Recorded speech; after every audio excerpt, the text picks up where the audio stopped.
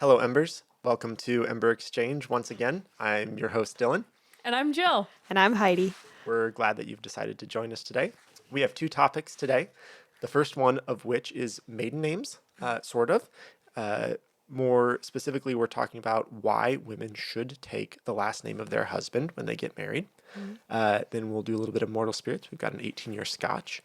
And we'll finish with a conversation about government, but in hopefully a fun and entertaining way. We've dug up some, they're not conspiracies because they're true, but if you were to learn about them when they were happening, or maybe some of them still are happening, you'd be like, wow, that sounds totally made up. So we're excited to get into it. Let's go ahead and stoke some conversation. Let's do it.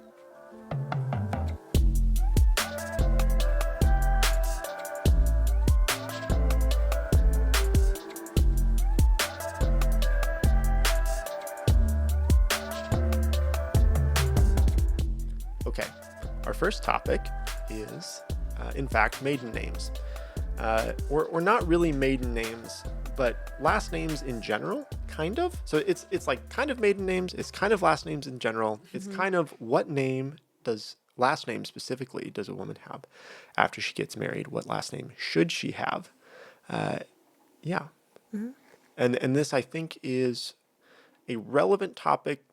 It's not particularly immediately pressing. It's not like something crazy happened in the world where they abolished taking your husband's last name or something. But it's been a trend, I think, for a while now, decades actually, where our culture has been pushing back on this idea of women taking their husband's names. Now, on its face, that might seem innocuous. Okay, does it really matter so much what your last name is? But I actually think it's very important, and it says a lot about an individual and the culture in which they live, based on whether they support this or disagree with it or oppose it. So I'd be interested to get your guys' perspective. Is this something, one of you is married to me and took my last name. One of you is not married, but potentially in the future will be. So I'm curious what your guys' thoughts are on this, and if that's changed over the course of your life. So Jill, why don't you start for us, since you're the one who has been through this already? Yes. So yeah, obviously I took your last name. When we got married, there wasn't additional thought behind that, I don't believe, that I can remember. I guess it was always assumed I was just going to take your last name. So you didn't necessarily have any strong philosophical or theological convictions that you should. It just was, this is the way it is.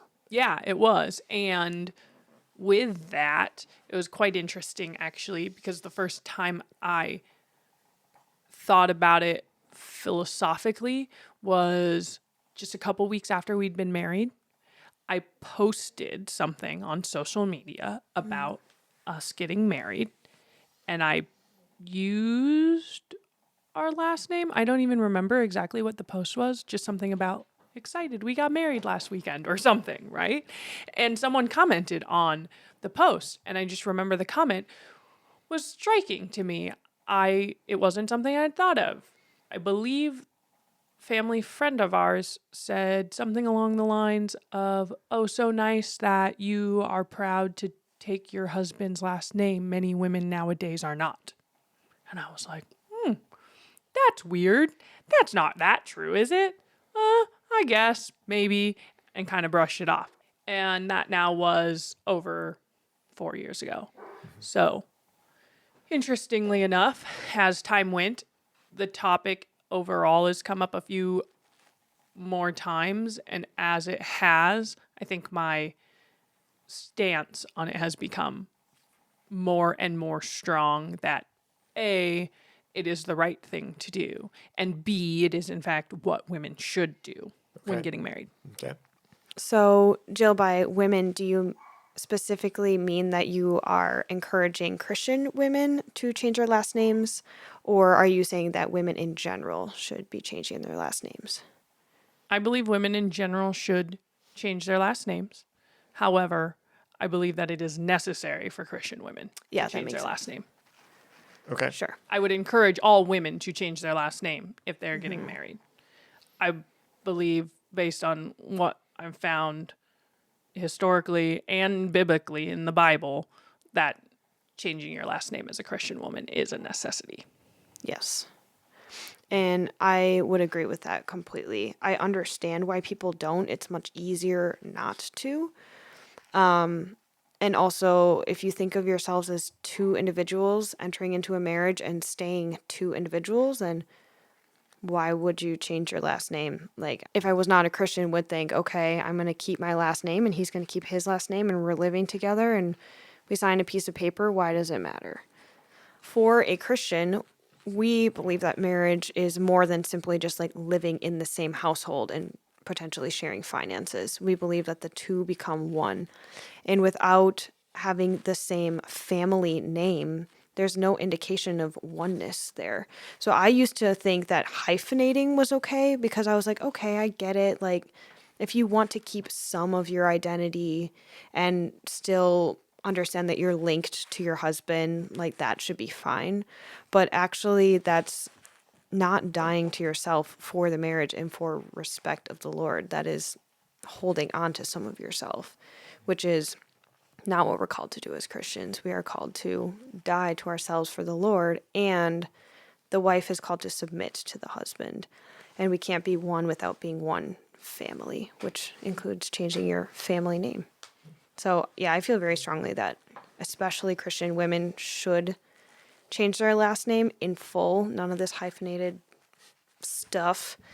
But if you're not a believer, I understand why you don't, but I would encourage you to still do that just for the simple fact of like, we are one household. Even if you don't believe the two become one, you are still potentially a family unit with children. And I think it creates confusion if the mom and the dad are not publicly proclaiming that they are one unit, at least one household. Yeah.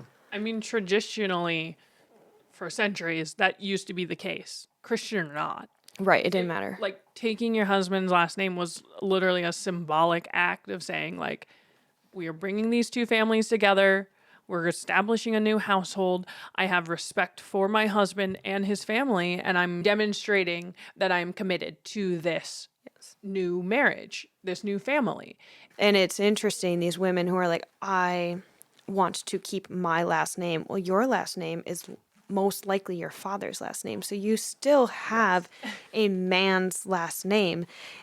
And so if you really want to like, Most likely, as in it is a man's last well, name. Unless their mom was Unless they're- also weird about it. right, if their mom was weird about it or if they have two Go back dads. far enough, though. You're going to end up, you are carrying the last name of some father, grandfather, great-grandfather. Right. Well, unless you make it up entirely, which some people Is do an that. option, right? Right. And so that's what I was going to say. Why not do that? Like, if you really want to, like, be a woman and be entirely independent, then, like, you should change your last name to something, like, completely Billy Bob Jane last name. Like, Careful what you something- wish for. It probably is but common. because then you are actually having your own last name. But that's not the way that we are created to be as human beings, whether you're a Christian or not. We're meant to be in community. And our society has gotten so far away from, like, the respect of family. I mean, grandparents and children and grandkids used to all live in the same home or at least on the same street. And so it was important to know who was related to who so you didn't, like, intermarry. Like, and also it was like a part of pride. Like, this is our family. And so you understood the history and the lineage there. And we've gotten so far from that. Grandma and grandpa live on the East Coast. Kids live on the West Coast and never see their grandparents. Family name doesn't mean as much as it used to. So there's a whole bunch of I mean, reasons. in addition to that, doesn't mean as much because we've watered it down so much. And also because, I mean, the feminist movement is exactly what you were saying. Oh, we're just two independent people coming together, and a woman's way of showing that she's independent and she's equal to her husband and she defeats all traditional gender roles by whatever means. Well, I get to keep my last name too. Right. What are you actually gaining? You're getting nothing. You're just taking on responsibility that you don't need. And you're creating tension because you're both fighting for the same responsibilities. So, Yeah.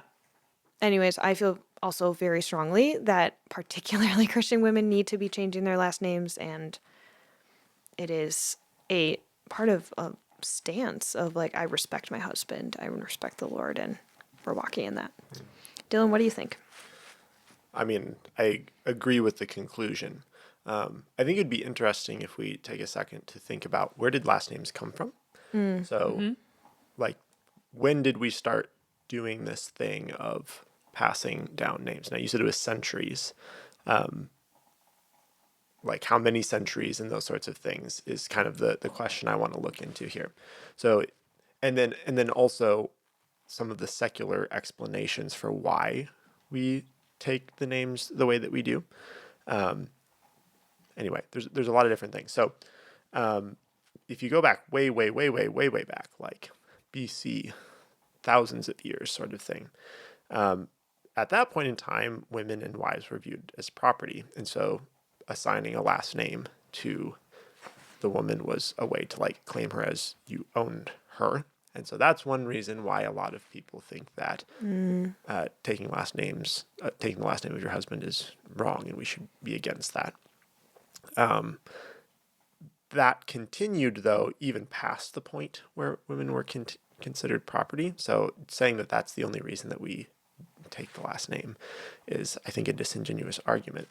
A lot of time it was sort of like lands and powers and authority, but the idea that you always had your father's last name even wasn't necessarily the case, because you think about some of the last names we have. So I'm talking also Western culture here a lot, but like Smith, like the most common last name, like why was that a last name? Well, it was because it was John the Smith, the blacksmith. So a lot of times last names weren't even inherited necessarily. It had to do with like what your job was or where you were from, or like your house is in the woods, so your name is Timothy Forrest, right? Like, so that was another common way of that happening, particularly for people who didn't have grand estates, right? That they were passing on. And then I will highlight that there were actually sometimes exceptions where I think they called them matronymic surnames. So this was especially in Ireland and Scotland, Celtic cultures, that you would see this happen, where actually the mom's name would be passed on, because if she was like of greater status, so this ties back to the status sort of thing, but it wasn't always the father's name that was getting passed if the woman had more status. Sure. But typically it wasn't status that she achieved for herself. It was, as you said, derived from her father, which ties into something else that's interesting. We're going to back up to Jewish tradition on this also, okay? So you think in that sort of culture, they didn't really have last names per se. They would say that you were the son of somebody. Yes. So like Isaac, son of Abraham. And then that also applied to daughters as well. So it would be, I guess, Rachel, daughter of Laban, was how she would be referred to in a genealogy. And it seemed that they actually retained some of that even once they were married. So in the case of Rachel, daughter of Laban, it would maybe be Rachel, wife of Jacob, daughter of Laban. But because carrying on that connection to your heritage was so important, that also has continued through. So there's a lot of different reasons that you might end up with a last name that you have, which is not something that we necessarily think of when we assign last names today.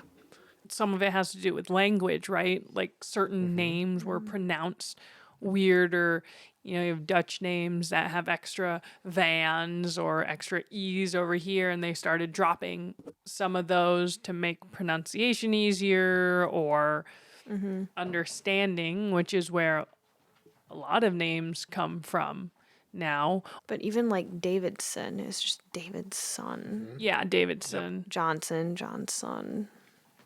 Jameson, James' son. Yeah. So they just dropped extra words or letters to turn it into a last name.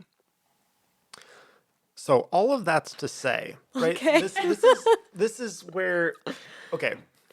Okay. You asked me what my perspective was on this, and then I went into a very spaghetti sort of discussion about where do last names come from. And here's the reason for that. I agree with your guys' conclusion. I think a woman should take her husband's last name. Mm-hmm. I don't think that the argument can be made solely from because that's the way that it's been done. And the Bible says to do it that way. Because the Bible doesn't say. the Bible doesn't say to do it that way. You look at the Jewish culture, and they didn't do it that way because they didn't even really have last names. The notion of last names is, I mean, in the span of 7,000 years of the earth existing, semi-new, or at least very, very culturally specific in the way that they're assigned. So just to say a woman should take her husband's last name because God wants her to, there has to be more to it than that, is what I'm trying to get at. Does that make sense? It does. I think that you guys are correct in that there is a biblical basis for the premise. The exact you should take your husband's last name doesn't occur, but it is a way in which you can honor, I believe, what the scripture prescribes for the role of husband and wife. It's a modern way of submission? Kind of. Okay. Yes. So, and symbolic, I think, of a lot of things that we would believe to be true about the nature of marriage, and how it is fundamentally not a piece of paper, right? And so this is where the question of, does this apply to people who aren't Christians? Well, they don't understand marriage, Right. right? If you think it's a piece of paper, then this doesn't make any sense. And we would say, well, the piece of paper actually has nothing to do with marriage at all. Like the government telling you that you can be married, like that's outside of their purview, right? It's a covenant between two people and God. Government does not enter the equation, except modernly because taxes are a thing. Right. Yeah, which is a whole different thing because then Yes. yeah, okay. Or like dying and being like, oh, I need my husband or my wife to be able to have rights to this property. Correct. The only way the government Right. knows that is because you turned in the piece of paper to them. Right, but we would not encourage Christians to just get married in the church and not give government. Correct. For the reasons that Jill is describing, there are legal reasons why you should. But fundamentally, marriage is not a government contract. Right. It's a spiritual covenant. Right? Interesting. Yes. Okay. Anyway, All right. carry on. So now I'm going to get into why I think it is a good thing, even though it's not explicitly called out in Scripture. So let's start with Genesis 2, specifically verses 23 and 24. The man said, "This is now bone of my bones and flesh of my flesh. She will be called woman, for she was taken out of me. That is why a man leaves his father and mother and is united to his wife, and they become one flesh." One flesh is pretty serious.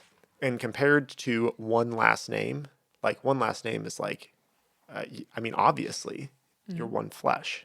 How can one flesh be not one name?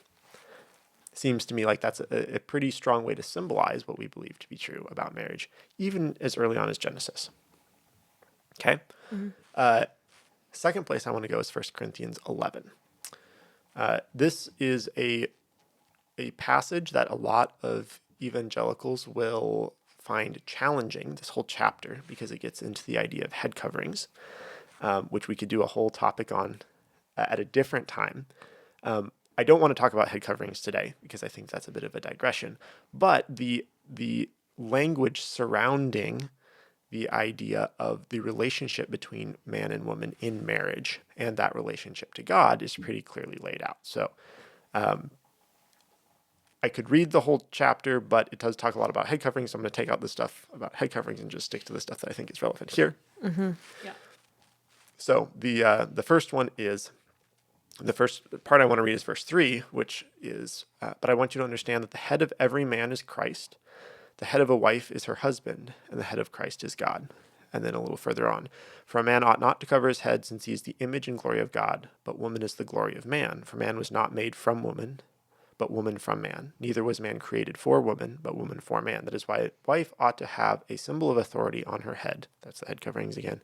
Because of the angels, nevertheless, In the Lord, woman is not independent of man, nor man of woman, as woman was made from man, so man is now born of woman, and all things are from God.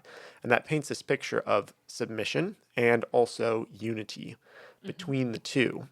And so when I read that, I don't see space in there for a woman to keep her own last name or identity, because the two are one in Christ. And the head of woman is man, and so the last name should be going that direction, not the other direction. Right. So Yep. that would be, doesn't explicitly talk about last names, because that wasn't something that necessarily was a part of their cultural context or lexicon. But I think from that we can infer, since it is a part of our cultural context, that that is the appropriate way to approach it, which I think is also what you guys were saying in more or less similar words. Agree, disagree, thoughts? Yeah, no, I agree completely. There is a lot in this scripture that we can get into at some other point. But yes, the whole symbolism of it, I think, is deeper than just, oh, I'm going to take his last name because, which is what you were saying. It's not just something we do to do. It's something, especially in the Christian context, to signify that we are under that women, me, I will be under my husband's headship. So yeah, it's important. Okay. So I feel like most Christians actually would be pretty on board. Most, not all, Not all. because I've known a few in the course of my life who have not gone this route. But for the most part, I think this is well understood. So my parents have always just assumed that I will take my husband's last name. Although I do remember one specific dinner where we were sitting down and we were talking about, I don't know how we got on the topic, but my dad said, "Oh, well, if you like end up marrying someone with like a bad last name, you can keep your last name." And I was like, "Okay." Whatever.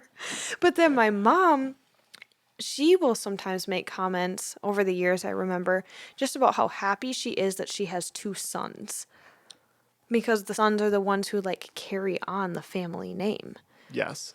And that doesn't mean she's not excited for my kids, Right. certainly. Yep. But she understood the value of having at least one son.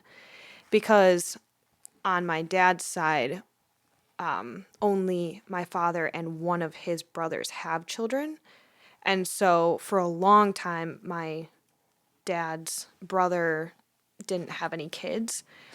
And so it was literally just us four grandkids. And so my two brothers were the only ones carrying on our family name.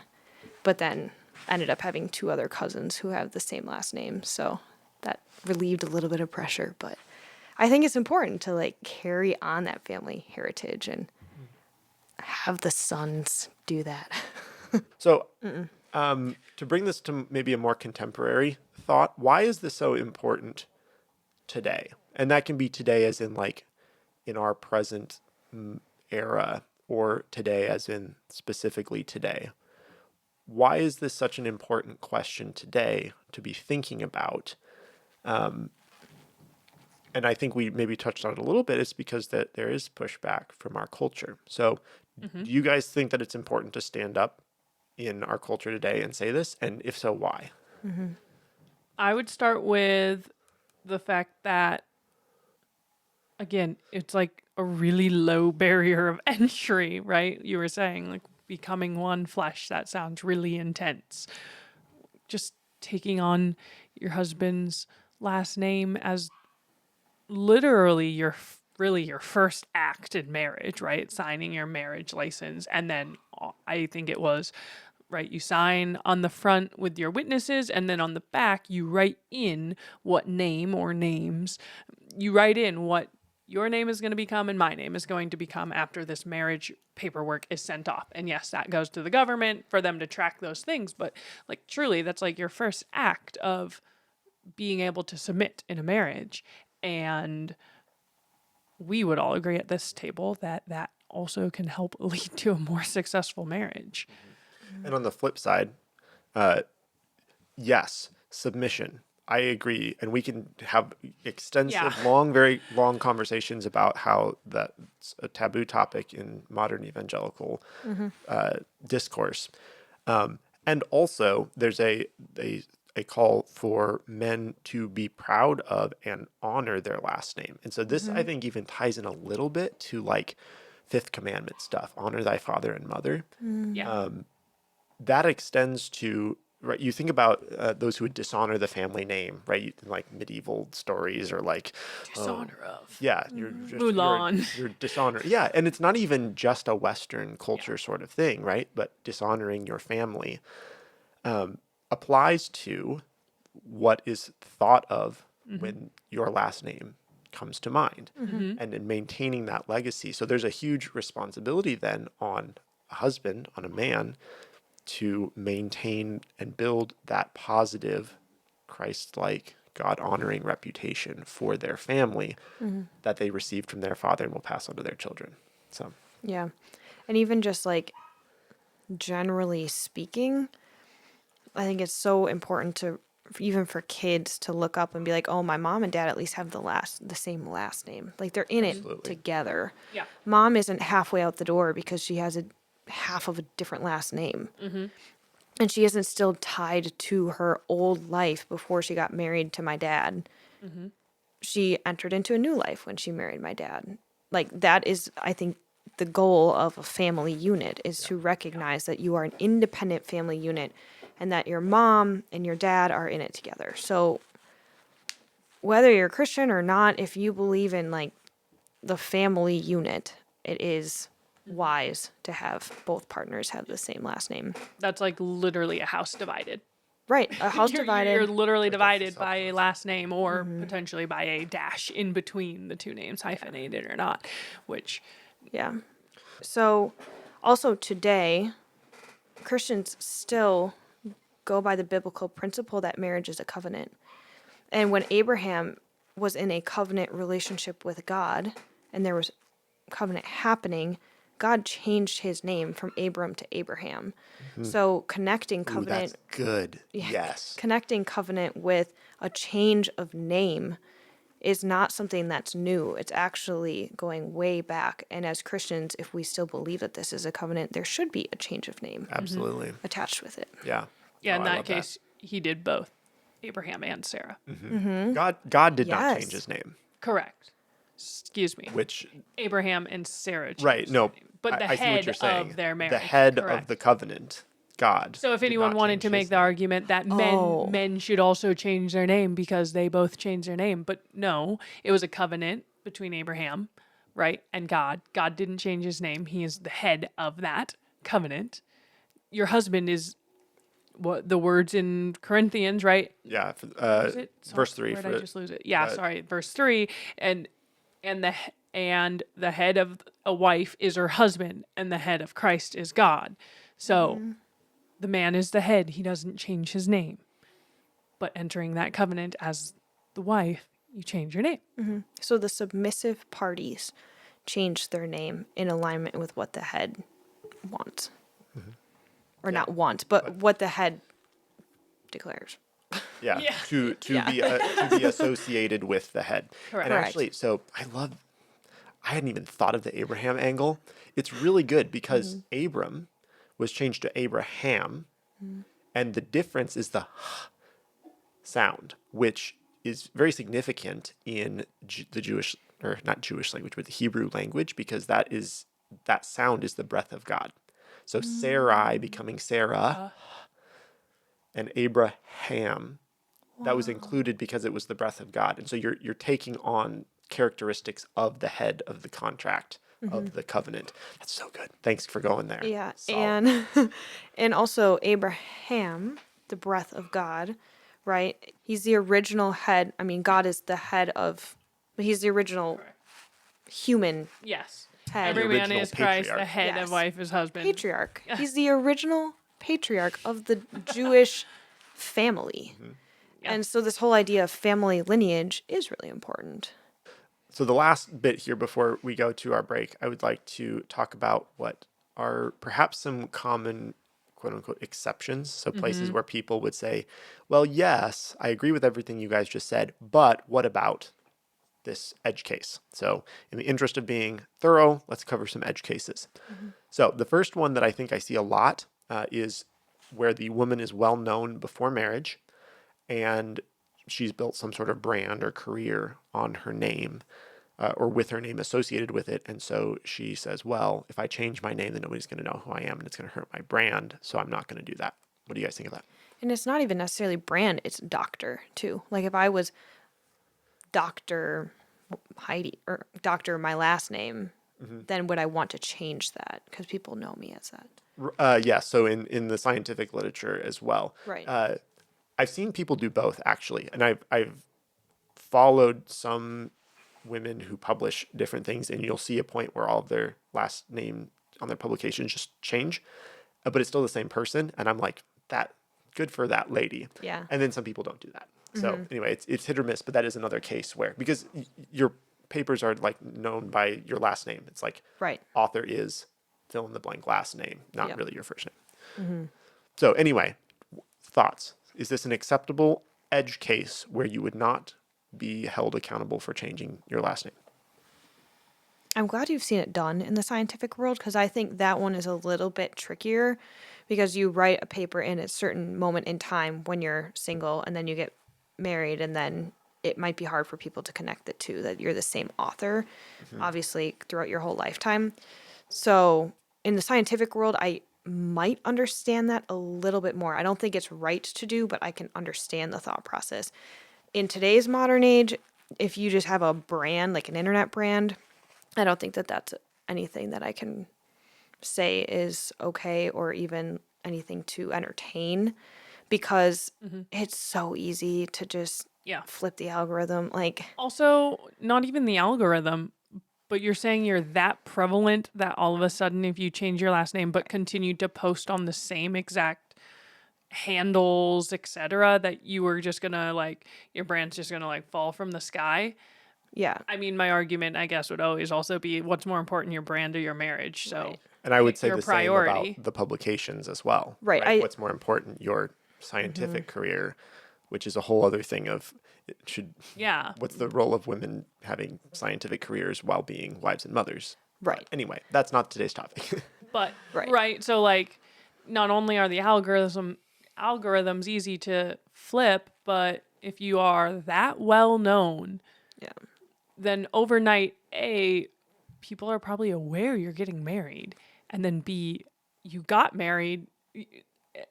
It's just not difficult, right. I guess. Like everything is so immediate, right? Social media, especially, and websites, they're so immediate. And if you want to, in parentheses or in your about you somewhere, noting that you got married and you have your maiden name listed because you're so afraid something's going to fall apart because of it, okay, maybe. Yeah. But it's not like I've got to give a letter to the mailman who rides a horse still today and he's got to ship it across in the newspaper across the country, and by the time it gets from the East Coast to the West Coast it's been 6 months and half the people don't know who you are anymore. Like, Right. come on. Yeah. It's just, I think it's a ridiculous excuse. I agree with that. And like my sister-in-law, I saw on her LinkedIn that she changed her last name, but then she put in parentheses her maiden name. And I think that stays for like 6 months or something like that. Okay. And so then that gives that transition period for employers or It whatever. probably took her that That's long to great. fill out all the papers to legally actually have the last name. Right. Anyways, so like that's fine. You can have a transition period, but also if you are especially if you're a Christian content creator, it's like what better way to like You're setting an example. you're You setting have a witness. huge example to be like, hi, like I was whatever for my whole life and now I'm getting married and I love my husband, I'm submitting to him, and so therefore I'm changing my last name. People will get that. Like, we're not stupid. Yes. Can I make one more observation on this? So I actually had these split out, but you kind of linked them together. The idea of like on Facebook, you have your last name and you leave the old last name there so that people from your childhood can still find you on social media. That to me has the same energy as not wearing your wedding ring in public. Oh.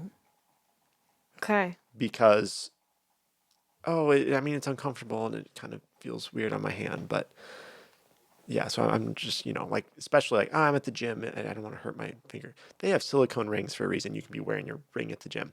But not changing your last name on social media to signify to literally everyone that you used to know, ex-boyfriends included, that you are now taken.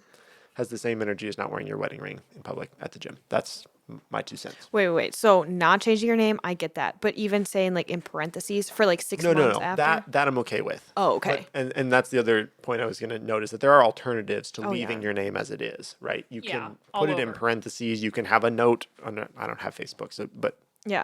I You imagine could there's write it ways in to your indicate bio. this. Like I said, in and about us, you could say, I got married on blah and I used to be blah. Yeah. Yeah. Right.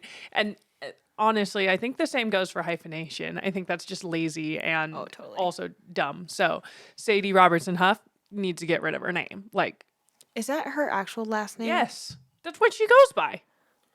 Yeah, you're right. Literally what she goes by. Why? Because she wants to make sure that she keeps Robertson front and center, because how did she get famous? Through her last name. Yeah. All Do right. not listen to her content. 'cause No, of that. I don't listen to her content, not for that reason. There are There are other reasons I don't listen to Sadie Robertson. Great. Now we get to get into that. Okay. Yeah, sorry. Not right now. But- But that's later. a different But topic. her name is something I hold a problem with as face value. And honestly, as I've again become more philosophically opinionated on the topic, today if I was looking for someone to like find content from or wanted to get advice from, I would probably pretty sure I would just omit them as an option if I saw that their name was hyphenated or not changed. Especially if it's like, oh, I have a podcast about my Christian marriage. Oh, do you? Right. You're This not is even awkward. Like, you're like half in it. Yeah, this is awkward because the lowest bar of entry that you literally could have used by changing your last name, you didn't even start there. Yeah. So All right. Are there any other of these edge cases that you guys would like to touch on, or you guys feel like we've slammed the door on? I think we've slammed the door. The Embers get the point. Yes. yeah, You'll do the right thing. yeah. Yes. Okay. Anyway, yes. So that's been the conversation on taking your husband's last name.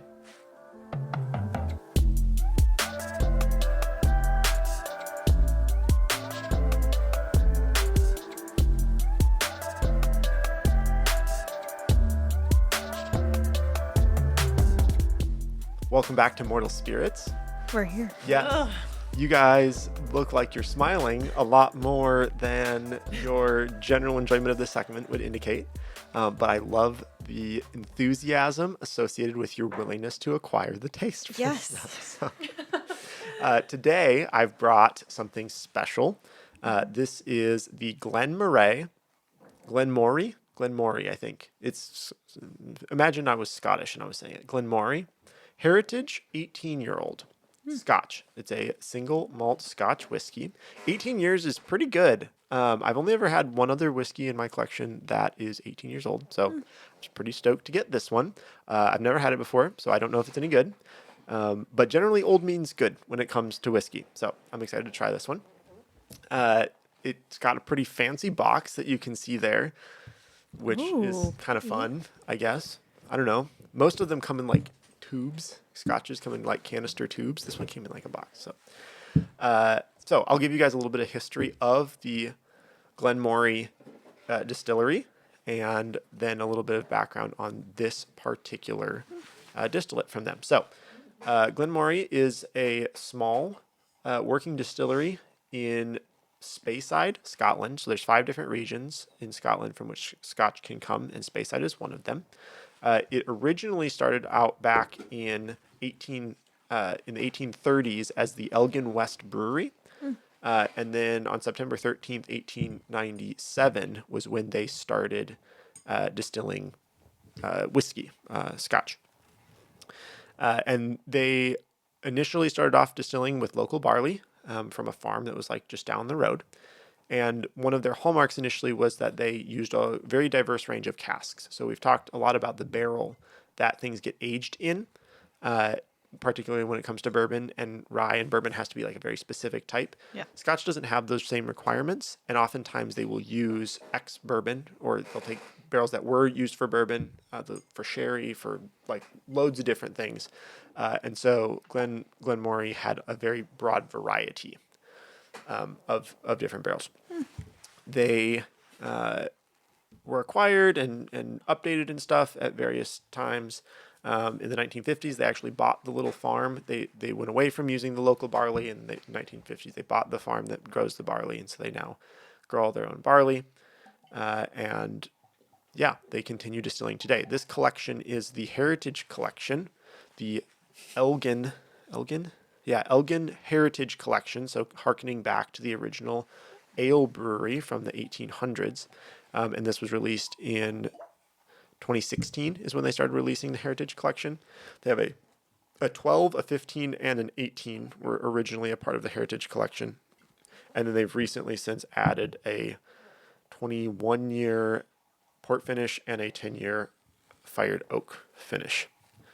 This one in particular, the 18 and the 12, both in the Heritage Collection, were included in Jim Murray's Whiskey Bible, which I didn't know what that was. I feel like a poser. But apparently it's like this world-renowned annual release of like the best scotches in the world. This one scored a 94 out of 100. So Jim Murray liked it. So that's good. This one in particular, so I told you it's a single malt Scotch whiskey. That means it has to be aged a minimum of 3 years. Obviously, this is a lot longer than 3 years. And a single malt Scotch whiskey means that it comes from a single distillery. The region of this one is Speyside, like I said.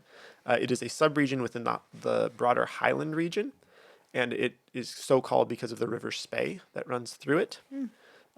In general, the flavor profiles that you get from this region are fruit-forward, low peat, and honeyed sweetness. So last time I promised you guys that it was going to be lower proof. So a lot of the stuff I brought has been pretty high proof. This is only 94.4, so it's less than 100, like I promised. Thank you. Yep, no problem. And this one, Smells very alcoholic. I know I said that earlier that Glenmorangie is known for using a very wide variety of different barrels. This one, however, is entirely in ex-bourbon barrels that have never been used for Scotch before. So it comes straight from bourbon. They fill it with this stuff, leave it for 18 years, and then take it out and bottle it. So let's move on to the tasting now that all of that fascinating information that I think is fascinating and probably makes some people's eyes glaze over. Anyway, I thought it was fun. Let's go to the tasting part. So the color is described as antique gold. Yes, it is not as dark as some of the others. Yes. I think Scotch generally tends to be lighter in color, though it definitely depends a lot on the barrels as well. On the nose, you should get toasted oak. Wait, can I say that it has like a floral smell to it? You can say that. I mean, I'm saying I think it has a floral. Okay. But I don't know if I'm on the right track. I don't. You don't smell floral? Smell floral. I don't. Honestly, I don't think it smells super good. It smells lighter than. So caramelized autumn fruits is something. So if you think of like autumn as being leaves, and that's kind of floral, and apples are originally flowering. There's apple blossoms. So yes, floral. Thank you for stretching that for me. I appreciate that. I can kind of get caramel. I'm getting like roses. Oh, That's not right. no, I don't know. It doesn't smell super great. But. Caramel. Okay. The other one is treacle toffee. What is? Oh, I can get a little bit of toffee. Maybe some toffee. I don't know. I kind of It want. does smell kind of autumny to me. Yeah. So, all right, are we ready to sip it? I'm ready. Yeah. Okay. Okay. Cheers.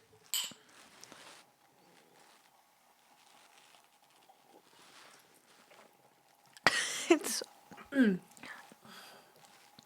Okay. It's lighter than the other ones, but I still. Oh, but it's still burned. I don't think it should burn.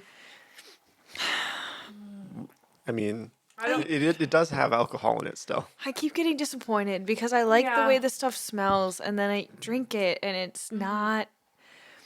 Not very good. What are you guys getting on the palate? I don't know.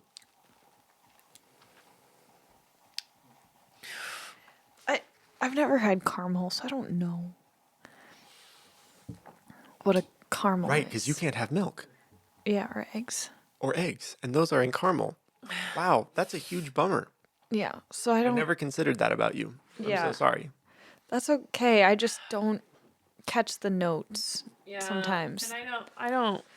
What am I supposed to get? Because Uh, I'm sure I'm not getting it. It's supposed to be a rich flavor of baked spiced apples, something like apple Okay. pie, Okay. and vanilla smoked raisins. The raisins. Yeah. Nope. What do you get anything other than burning No. and burning? Okay. No. About it. The finish is long and elegant. The I was gonna say. sweetness and It spice is long. gradually fade, leaving a light cloud of smoke and toasted oak. Yeah. Okay, so it's impressive to me that in college I would just take like shots and it would be like the burn would be quick and easy and done. And this is like a long burn. And it hits later too. I was like, this is good for a half a second and then it burns. Which I think is part of the experience of this. I'm just not quite there yet.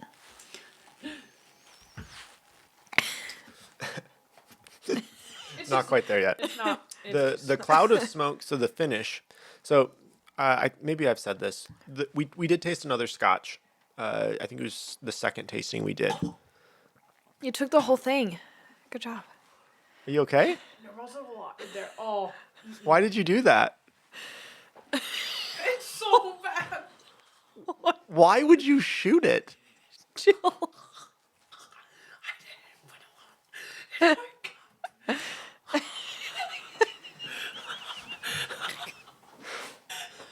I don't know what to say. Oh, it was not good at all. For you audio listeners only, Jill just took that like a champ. Or something. She took it like a Like something. I don't 1 know. a.m. tequila shot. Wow. That was a choice. I was going to say, we had another Scotch.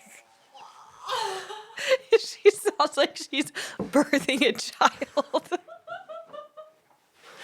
was terrible. Oh, Dylan's like sad. Oh man. As I was saying, Okay. We're back. we had another Scotch. I think it was the second one we tasted. And it also was not smoky. This one, I know I said it's got the light cloud of smoke at the end, which I would agree with. And I don't know if I've not brought something that's super duper smoky. Maybe I'll do that at some point since you guys are going to gag at everything anyway. I'll just hit you with some, Ardbeg Wee Beastie or something. Scotch is known to have like a smoky characteristic, but this one is subtle and a nice accent at the end, I would say. And I like Scotches that aren't afraid to have a touch of smoke, but it's not punching you in the face. So you said that you have not given us anything smoky. Mm-hmm. I remember smoke though. Maybe Are you thinking of the tequila that tasted like black pepper? no, because that was black pepper. I think what I'm saying is that I catch smoke in almost every one of these, Okay. but maybe there's just a spectrum of smokiness that I'm not used to yet. I think what you're picking up on in here is the barrels are charred, so you will get the charred oak, but oftentimes it's an oaky flavor that can maybe masquerade as smoke if you're not super familiar with what super smoky peaty tastes like. Right. So tasting the super smoky can help differentiate between smoky and oaky. Correct. And I'm not saying that you're going to like the smoky, Right. but it might help you appreciate the oaky more if you have that as a reference point. Got it. Helpful. Anyway, I don't know. I enjoy this. I imagine that, so relatively speaking for an 18-year, I got it on a pretty good deal. Even at full price, it's not a wildly expensive 18-year. I mean, it's, more than a 12-year, but there are some 18, 21 plus years out there that are, very, very, very, very expensive. And so I think this drinks approximately at what I would say its MSRP is. It's good. It's not like the best Scotch I've ever had for the price tag, I would say. But it's enjoyable. Well, thanks guys for tasting that. You did not like this one as much as you liked the Delmore 14. That's true. So, duly noted. Yes. And I will use that in the calculus for what I bring next time. Thank you. So, that was the Glen Maury Heritage 18-year-old. Cheers, Embers.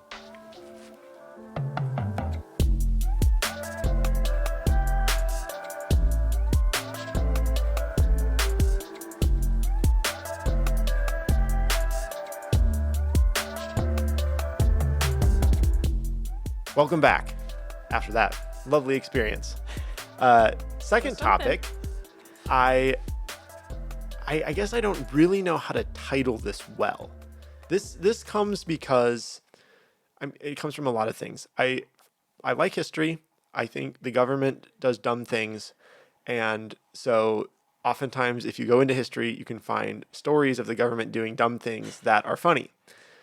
The government does dumb things that are not funny also, but that's not what we're going to talk about today. It's going to be Pretty dumb funny. things that are funny. Yeah. So we are going to be making fun of the government. Now, there are going to be some Christians out there who are like, the Bible says to render to Caesar what is Caesar's, and that Christians are to submit to the civil authorities. So you can't criticize the government. Okay. And to that I say, no. But Heidi has something else that she would like to say. No, I was just going to say, like, okay, yeah, like, we're not supposed to talk poorly of the government. That's not When true. you have friends, you make fun of them. And so, I'm not friends with the government. no, but, okay. But I'm saying, even if you're friendly with people, you make fun of them. Correct. And I'm not It's friendly a- with the government. It's and a so form of endearment. It can I'm not be. endearing the government. This is not a endearing. form of endearment for you. It is not. This could be a form of light This is a form of ridicule. ridicule. Yeah. Yes. Shaming, public shaming, in however public Ember Exchange is, which isn't very public yet.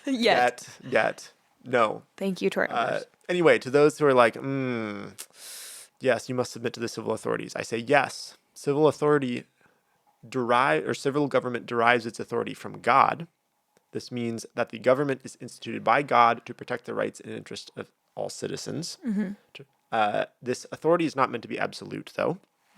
And specifically, so a lot of people will point to Romans 13 as you have to do everything the government says.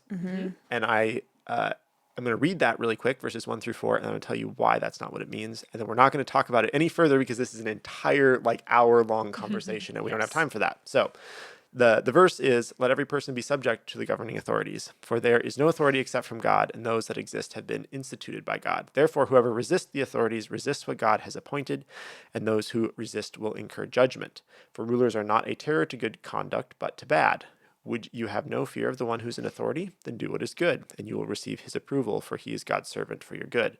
But if you do wrong, be afraid, for he does not bear the sword in vain. For he is the servant of God, an avenger who carries out God's wrath on the wrongdoer. So, my summary sentence of that is, if all governing authorities are instituted by God, then any figure not instituted by God is not a legitimate governing authority. Okay. So the voting in of a person by the majority of people does not equate to being instituted by God. Okay, we should do a podcast episode on this. Yes. Anyway, so for that reason, it is perfectly acceptable in my book to not only ridicule the government, but if the government tells you to do something that is outside of their purview of the authority given by God, then you are not under obligation to obey it, even if it's not technically sinful. That would be the case that I would make. And I realize that's a whole episode.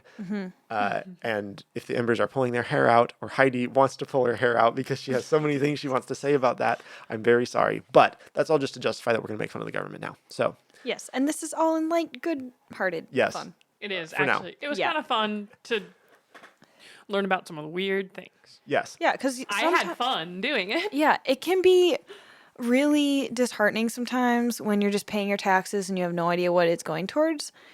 And sometimes ignorance is bliss. So we're going to show you why it is bliss to not know a lot of where your money goes, because Yes. it can be Some pretty of it is hysterical silly. and maybe not the best use of your monetary Yes. money. Yes. So we each brought a story. So this is going to essentially be mostly story time in 3 different cases of The funny government. stories. Yes. Yeah. So, Jill, you are up first with your story. What story are you telling us today? Well, we can label my story either the chicken war or chicken tax, Okay. taking place right around the height of the Cold War. I see. And in some cases, like a poor gentleman that decided to use his time in front of a government board to tell the people, instead of the very pressing matter of the Cold War, which you would think you would probably use your platform if you had, some government officials and an audience, you'd probably be like, so the Cold War, the thing that's going on. No, instead he told them to buy more chicken. And that is, that has to do with my chicken tax Okay. occurring in 1964. Interestingly enough, nowadays, chicken is quite readily available and relatively cheap, especially compared to your other meat options, right? But post-World War II, with really intense chicken farming, that was about the time that the price of chicken actually went down. Before that, chicken was seen as like a luxury, like a delicacy. I don't think of chicken as I think of beef that way now. Yeah. Yeah. Well, No. more or less. Getting your chicken was like, your chicken breast or your chicken wings would be like getting a plate of scallops today. Wow. Okay. Yeah, it was before the early 1960s. It had been quite expensive, been a luxury. It was a delicacy for people to eat. And in the U.S., we became just really good at chicken production post-World War II. So because we did that, it remained a delicacy in Europe. Chicken did. And by the time America had figured out how to mass produce chicken, pretty much, it was cheaper for Europe to buy our chicken and bring it to Europe and upcharge it for obviously having to ship it across the pond. And the price was still lower. Yeah. Than it was to make it in. Correct. Than it was for them to raise the chickens and buy the chickens that were being butchered Probably. in Europe. Yeah. So they were buying American chicken. Anyway, that didn't really make the Europeans very happy because they were like, well, we should be buying European chickens. Why are we buying and eating American chicken? But American chicken was so much cheaper. So they put a lot of import tariffs on American chicken to try to prevent people from buying the American chicken. The US decided that they were going to then combat this, I guess. Okay. So what happened was, in 1964, Lyndon B. Johnson decided he would respond to the European trade barriers on the American chicken export, so the chickens going across, by putting in place his own taxes on goods coming in. So he was like, you're going to tax us? We're going to tax your stuff. Okay, great. He picked 3 goods in total, 2 that didn't make sense, 1 that seems completely unrelated. One was potato starch, desugared apples, and then the last item was light cargo vehicles. Obviously. Okay. So At the time, it was unknown, but Lyndon B. Johnson was kind of in cahoots with the United Auto Workers Union, their president at the time. And they were talking about going on strike. Obviously, they want to be paid more in the U.S.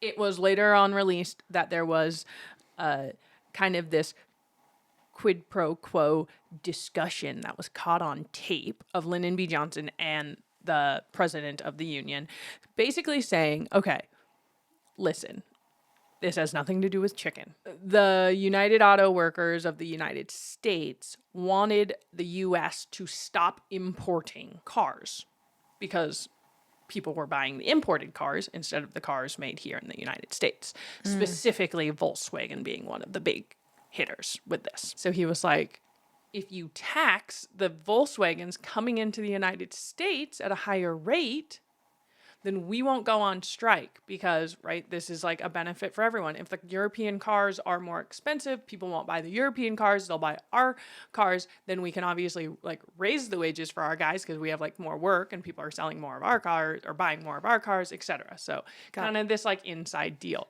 So Lyndon B. Johnson decided to hide a light cargo vehicle tax or a tariff of 25%. So it was like very high on these vehicles inside of this chicken war.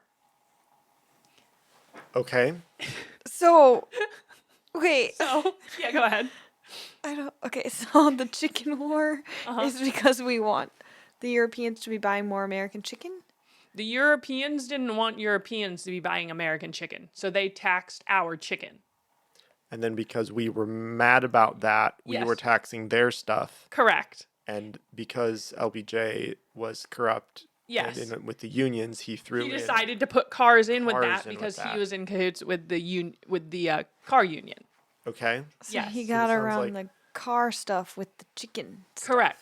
So now we have very expensive Volkswagen vehicles coming from Europe, and then we have potato starch and desugared apples being very expensive, and chicken being taxed the other direction. You would think after the chicken war, right, this might stop. Did the chicken war resolve? Like they settled their differences? And because like I'm not familiar with an ongoing chicken war. No, this is still in place. No, it's not still in place. The end of the chicken war became because Europe also eventually was able to like figure out that chicken isn't a delicacy anymore because they also improved their like farming capabilities, and they were like, great, we don't really have to buy American chicken anymore. We can just produce at the levels that the United States is producing chicken at. So now everybody just mass produces chicken and everyone's a Tyson and it's... Yeah. Everyone is a Tyson Foods and... Oh, great. Yeah. Okay. So what do the cars have to do with that? Well, nothing. And that's why it's really dumb, because eventually the things like the tax on the potato starch and the desugared apples slowly got lower. There are tariffs on most everything nowadays, except they just like came down to normal rates, and like everything seemed to go away, all with the exception of our lovely light cargo vehicle. So light cargo vehicle is defined by, it can include pickup trucks, vans, and SUVs, sport utility vehicles. But the chicken tax tariff specifically applies to Class 3 and Class 4 light trucks. Then we found loopholes such as if the vehicle holds or can transport enough people, it no longer is considered a light cargo vehicle because now it's a passenger vehicle. So the European countries figured out, if you remember maybe when we were kids, about all of those trucks had like those half bench seats that would like flop down, and they just like sprung up and down, and they were not. No human could sit in. They weren't functional, and sometimes they didn't maybe have like Heidi could sit in. I don't know. Yeah, I don't even think they had seat belts or anything. Right? Right, they didn't have seatbelts. But if the chassis came in with 2 seats in the front and 2 of the little flopper bench seats in the back, you had 4 seats in that truck. So they were only included to get around the tariffs. Correct. So now that chassis doesn't get taxed on its way in. So there's like all these various loopholes.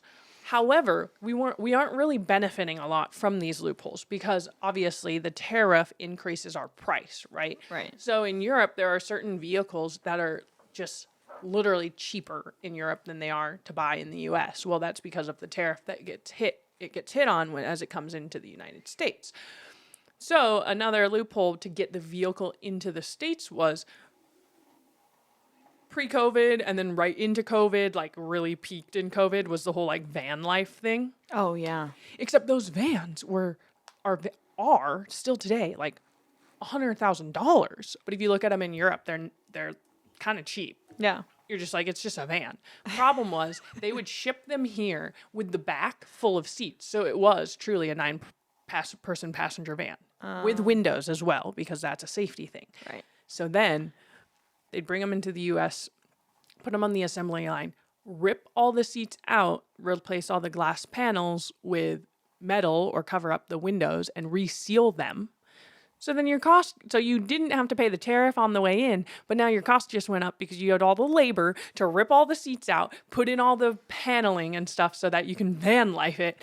And that was cheaper than just paying the tariff. yeah, and that was cheaper, definitely not less work than paying the tariff. Okay. So anyway, So what does this have to do with chicken? We want the chicken. the chicken war started this. Now in the United States instead, we just have super expensive cargo vans that For are no reason for other no than reason that, other than 70 years chicken ago, in people were fighting about 1964. chicken. Yes, and It's so dumb. Can we not move forward without that? well now, When does the government ever stop taxing yeah, something? are they gonna not? They're gonna just stop the tax. So in the summary sentence is, European makers that want to sell things in America will always find the loophole. okay, And the U.S. government will continue to find a way to tax you on something if it makes 0 sense at all. that is true. And like one stupid thing can lead to a whole host of other. Yes. Okay. Well, that was a story. Welcome to the chicken war. Yep. We're still living it. We are. All right. The Cold War ended, but the chicken war didn't. All right. So, time for my story? Yeah. Okay. I'm not going to tell you the title of this one. Well, I told you guys the title of this one. I'm not going to tell the Embers the title because I don't want to spoil it. Yeah. Because when I learned about this like connected a gap in my brain that I didn't know existed from my childhood. So let's rewind. It's like the early 2000s. And got milk campaigns are a thing. Yeah, the Right. milk mustache. Celebrities everywhere. Never understood Milk this. mustaches. Okay. When I was a kid, I was like, oh, milk mustaches. Those are cool. It wasn't, I think it was subconsciously bothering me. And I didn't know it was bothering me until I started looking into this. Because who's advertising just milk? Right? It's Why? like, eat more potatoes. Okay. It's not, and it wasn't like it was like Lando Lakes got milk or Blue Bunny got milk, right? It was just like milk. Big milk advertising. What is even that? Well, it turns out the claim is that this was a government campaign to try to get people to drink more milk to promote public health. That So dumb. is not true. Thank you. And Surprise face. tinfoil hat, not really, because like this is all documented and I've got all the information here. It had nothing to do with promoting milk as a healthy component of a healthy diet. I feel vindicated. Yes, because you're not a milk person. If I'm, Yeah, no, I Yeah. never drank any milk in my life. and that was not necessarily by choice so much as by dietary restrictions. Right, I'm allergic to it. Right. But if people are like, where do you get your calcium and vitamin D? I'm like, I've never broken a freaking bone in my life. All y'all are out here drinking your milk, and I just hear and see Whoa. you hobbling around. Got milk, Heidi? But that was literally it. The ad So campaigns dumb. were like a dude trying to work in his backyard and his arms would fall off because he didn't have enough calcium in his diet. Okay? Propaganda hoax. Yes. And I'm about to tell you why Yeah. got milk Tell us. was a thing. Okay. 'Kay. We have to rewind all the way back to Prohibition. Okay. Wow. Yes. Yes. Okay. And I could make this about women's suffrage and how Prohibition and the 19th Amendment are linked and women shouldn't vote, but we're not going to do that today. That's a different conversation. Got it. We're just going to go back to Prohibition because during Prohibition, like basically overnight, booze became illegal. So now you've got all of these bars who immediately are like illegal business establishments. So what are they going to do? Well, they all turned into ice cream parlors. So there was this period in history where ice cream served the same social function for Americans as booze did. Wow. And so not only like just in America, but then when we went into World War II, like all of the American soldiers needed to have their ice cream fix. So they literally built floating ice cream factories to follow the Navy around and make ice cream. No, they didn't. They absolutely did. Okay? So that's how ingrained in American culture, because of Prohibition, dairy products became. Okay. Prohibition got repealed. And so people Booze could have came booze back. again. And so Okay. you didn't need to have ice cream parlors everywhere. And so people stopped buying dairy. The trouble was, in that interim, there was this enormous demand. And so all of these farmers were like, this is great. I'm going to become a dairy farmer. The idea of somebody just like farming dairy wasn't a thing until this happened. But now you've got these huge farms of hundreds and hundreds of thousands of heads of cows for milk and cheese. And now there's no demand for it. So what are you going to do? Because no one's eating ice cream? Nobody's eating ice cream anymore because they can drink booze now. That's so funny. So what do? Well, if you're the U.S. government, you agree to buy all the excess milk. Guaranteed. What? All of it? All of it. They said, yeah, How much was that? it As was a in lot. How much money and milk? Both. Expensive and a ton of milk, okay?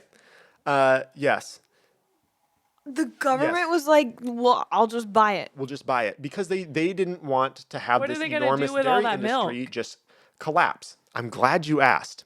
So you have a ton of milk. Milk goes bad. Yeah. Well, okay, I'm sorry. First, it turns out if the government tells you that they will buy whatever extra of something that you make, you don't make less of it, you make more of it. So the dairy farmers were like, now hold up a minute. You could have just. The people aren't buying the milk, but the government said they'd buy any extra milk that we don't sell. So production increased even further Oh, yeah. because the government said, we'll buy all your extra milk. So, For how long? Did they not put a timeline No. on this or something? No. Dude, has the government never heard of SMART goals? No. SMART goals. Of course you not. have to have a timetable. No. So that was the deal. So they were just like, our goal is to buy all the milk. Yes. All right. Is that not a government solution People if you've are ever heard of one? So stupid. Yeah. Okay. But let's get to the other question. Now you've got A lot more of milk and it's growing because the farmers are like, this is great. Free money. If I'm guaranteed, there's no, Right. it ruins supply and demand. There's no loss. Exactly. You can just, the demand is defined by the supply at that point, and that just breaks everything. So Yeah. now the government has all of this milk. What are you going to do with all of this milk? It goes bad. So the government is like, I know, let's turn it into cheese.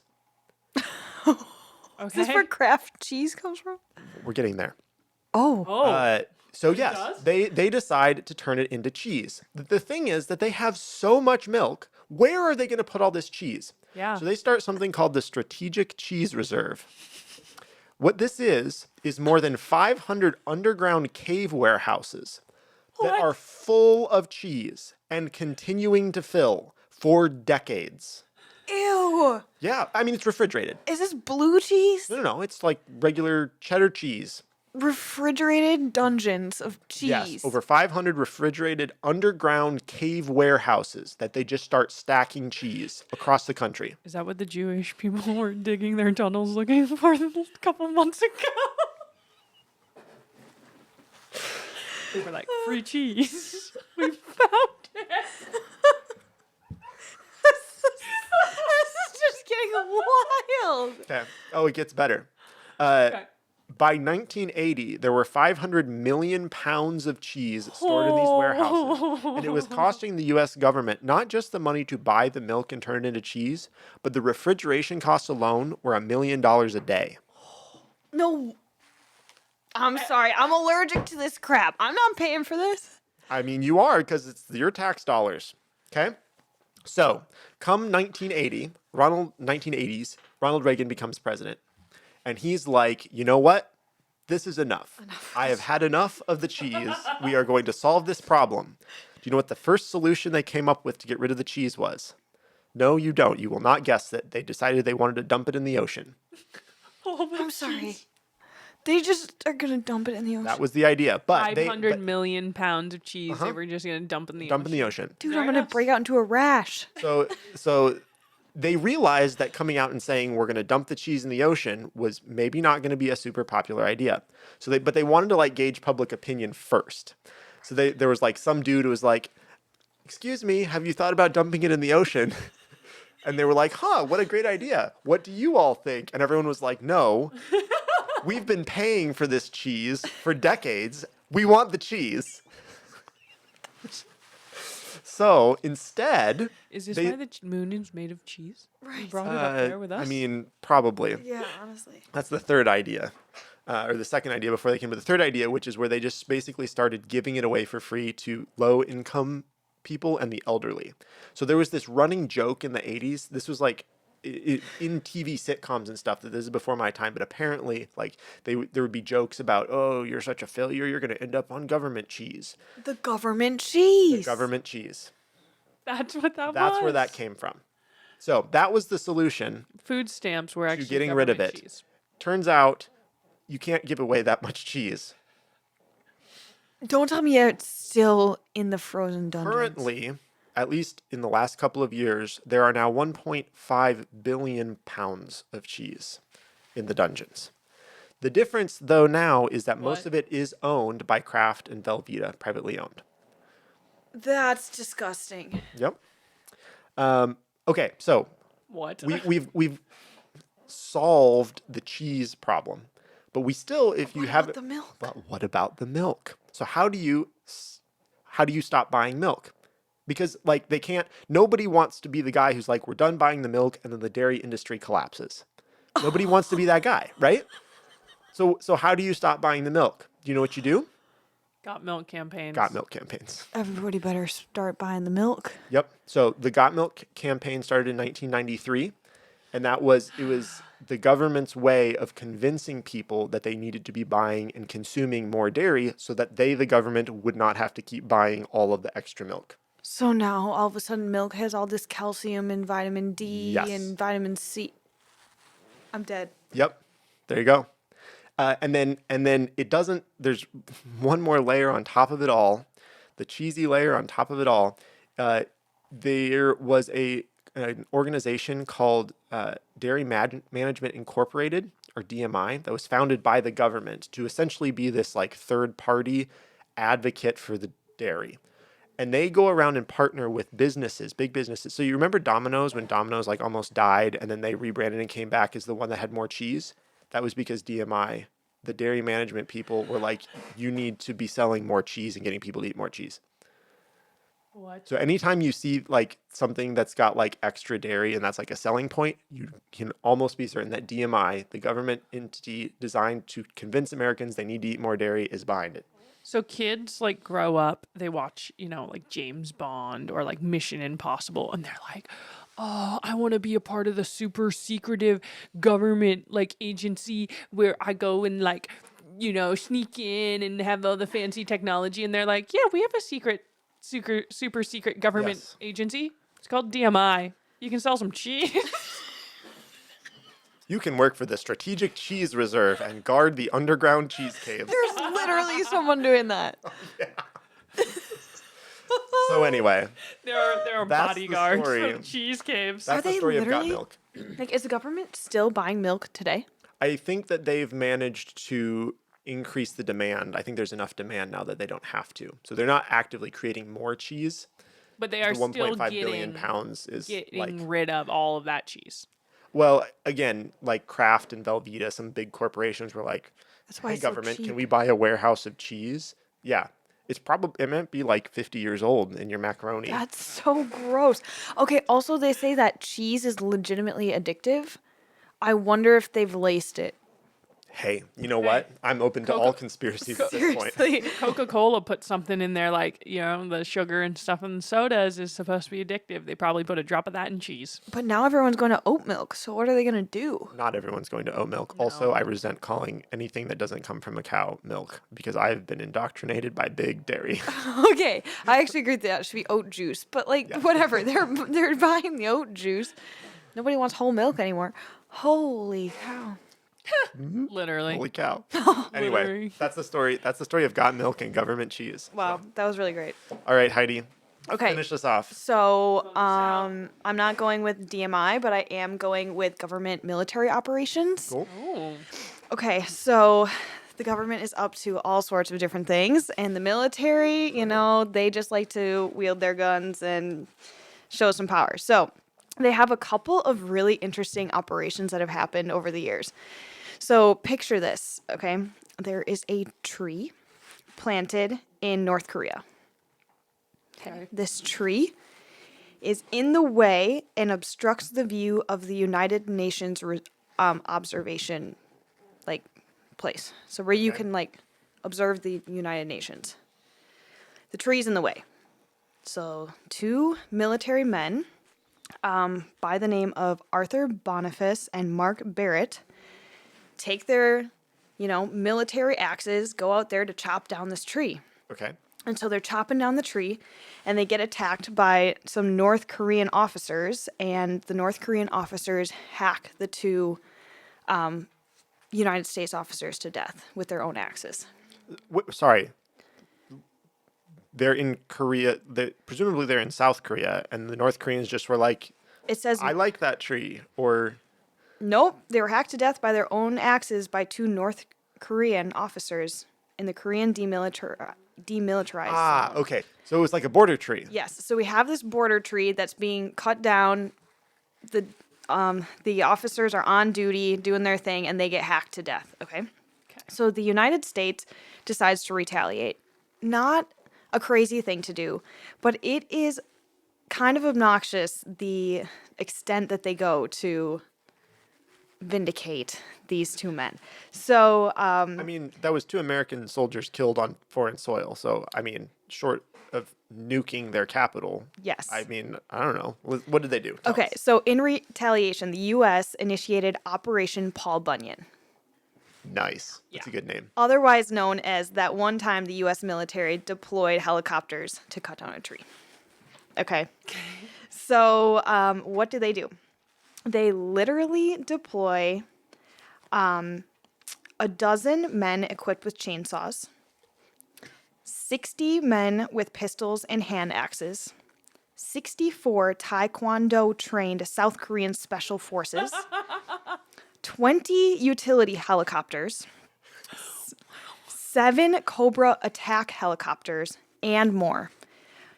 Totaling That over seems excessive. They should have just over- bombed This is the for tree. one tree. Yes, over 800 men. Did we not have like, like not heat seeking, but like pinpointing like missiles? I think at this was point? before that was a thing. Okay. Yes. Also, the tree probably wasn't hot enough to be a heat sought I know. target. I was just saying like a location sought Sure. missile. Nope. They're showing up with 800 men just marching down. And the North Koreans obviously respond with their own troops. But then after about 45 minutes, the tree finally fell and everyone went home. So it took 800 military men, To cut a tree down. Wow. 64 Taekwondo trained South Korean special officers. That's pretty insane. That's insane. For one tree, Operation Paul The Bunyan. tree came down, though. the tree came down. Yeah. But America. America, like, is that not the most government reaction you could ever get? We're just gonna pummel them down. So the tree is down. Okay. Okay. So that's great. Success. Success on that end. This one, the next one, not so successful. Okay. Okay. This one is called Operation Acoustic Kitty. Okay. That's a name. Yes, it is a name. Like a cat. Like a cat. Okay. Shaken, not purred. Okay. Oh, goodness. All right. Operation Acoustic Kitty aimed to create the very first ever spy cat Cool. in the 1960s. Okay. One useful way to use cats. Right. So this poor little kitty, was equipped with a microphone implanted in its ear canal, as well as a radio transmitter, and that was put beneath its skull, and then a wire through its skin. And the first mission involved eavesdropping on 2 Soviet men outside of the Soviet compound in Washington, D.C. Okay? Okay. So they release this cat, but they don't know what happened next. There's speculation. Some say that the cat was killed by a taxi moments after it was released to go on Bummer. mission. They Others, didn't like train the cat to recall or anything. no, I don't know if they trained it. Can't really train a cat. Yeah. Okay. Clearly, it should have been Operation Acoustic Splat. Dog. but Right. Okay. Right. And then others say that the experiment was like abandoned before the cat was even released. But either way, Acoustic Kitty obviously did not live very long, and also Yes. cost nearly $20 million. I mean, obviously. And there are no spy cats. Like, where are the spy cats? Okay. But let me tell you about birds and how they're government drones. So maybe this was a precursor to, Okay.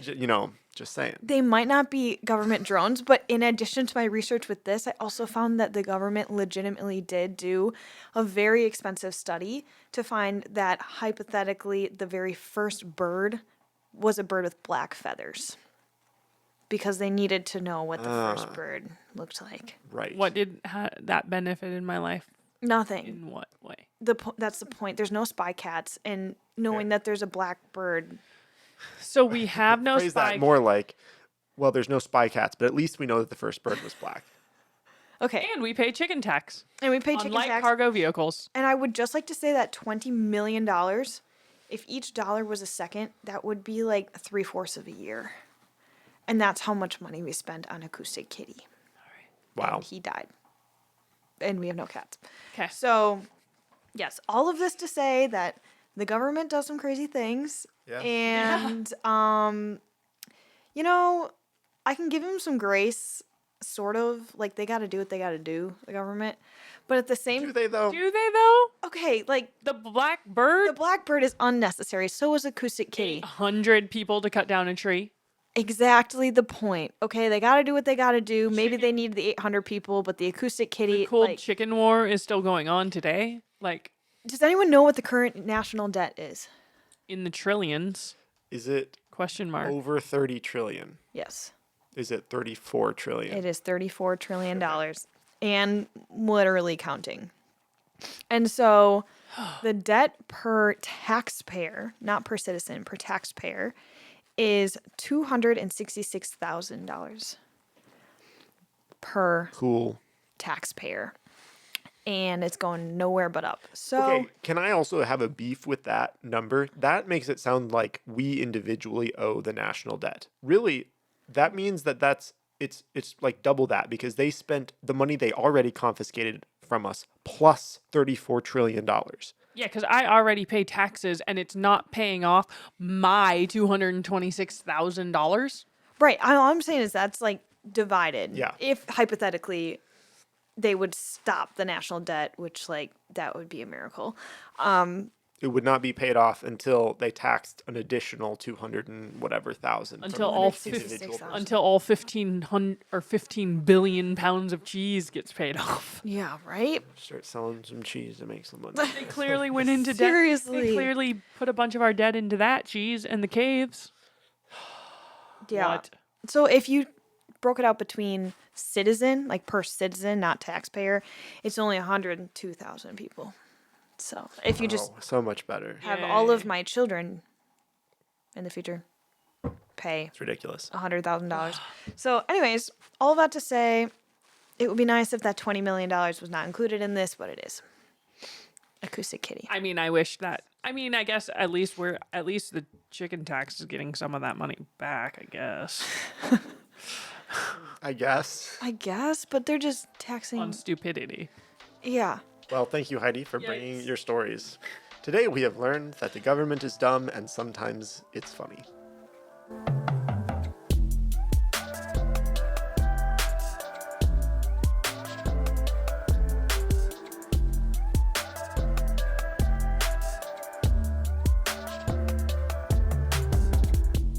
Thank you, Ember, so much for your time and attention today. We hope that you've learned a little something. I know I've learned a little bit of something, had a laugh or two, and been encouraged to think a little bit deeply. We really enjoy stoking these conversations with each other, and we'd also like to stoke them with you. We would love that.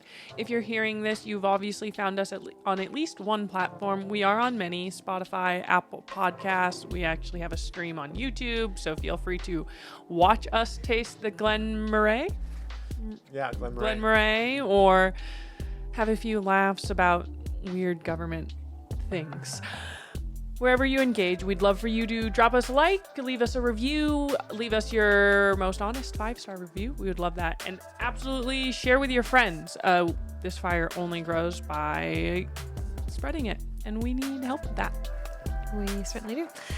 We also have short form content on Instagram and YouTube Shorts, so check us out there. Connect with us on our other social media as well, X and Facebook. Do we have a Facebook? Oh, we got a Facebook, you guys. Yeah, so come and engage in the conversation there. Awesome. You gotta say the line. I gotta say the line. Burn bright embers.